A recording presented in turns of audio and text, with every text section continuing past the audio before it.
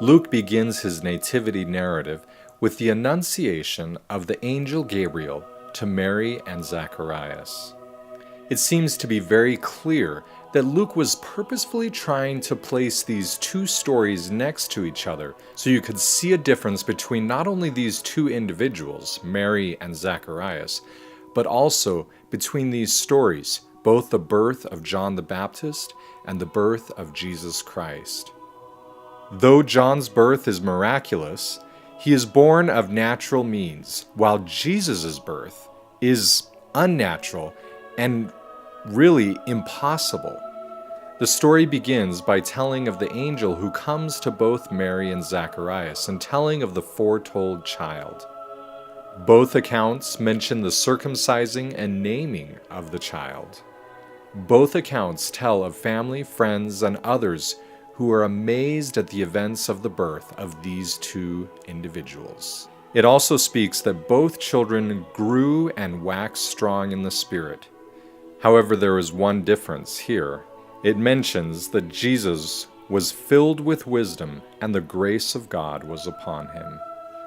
Now, this is not to mean that John the Baptist did not have the grace of God or wisdom, but it again shows that Luke is trying to contrast a prophet who is great with the Messiah, the Son of God.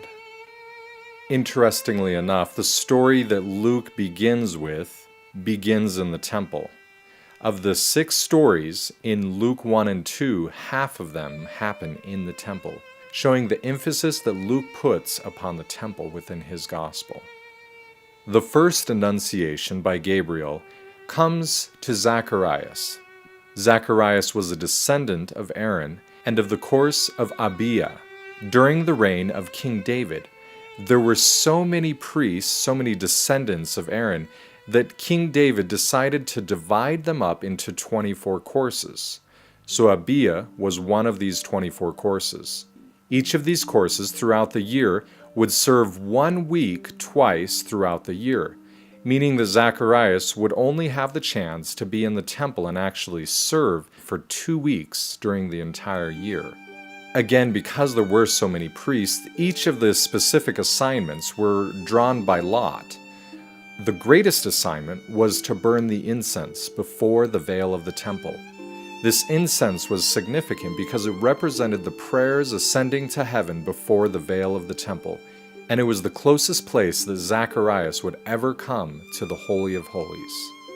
It is significant that one of the spices that was used within the incense is actually frankincense, thus tying the gift given to Christ to the temple ritual. Once the priest had entered in the temple on that morning and had burned the incense, he then would exit the temple and pronounce a blessing on the people. Of course, Zacharias would never be able to pronounce this blessing because of the fact that he had been made unable to speak by the angel Gabriel. Again, it seems that one of the things that Luke is trying to do is put these two stories right next to each other, purposefully trying to show us and teach us how we should act when we receive inspiration or a revelation from God. The angel Gabriel appears to both Mary and Zacharias. Both are told to fear not, and that they would be blessed with a child.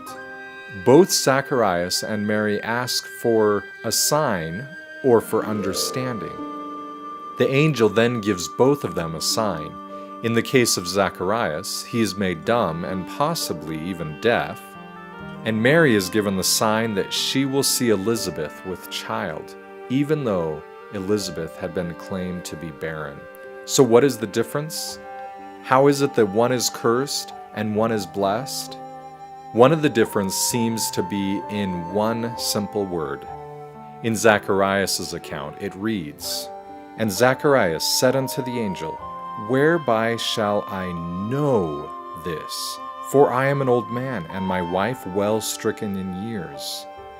Yet Mary says, "Then said Mary unto the angel, How shall this be, seeing I know not a man?"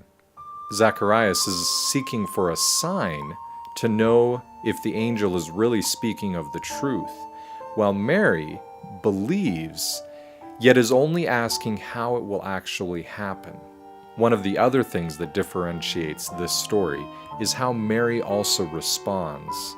And Mary said, "Behold, the handmaid of the Lord, be it unto me according to thy word." Mary not only believed and was only asking for clarification of how it would happen, but she immediately said, "I will do as you would have me do." You have to realize the consequences of this decision. She would be mocked and scorned for years, possibly her whole life.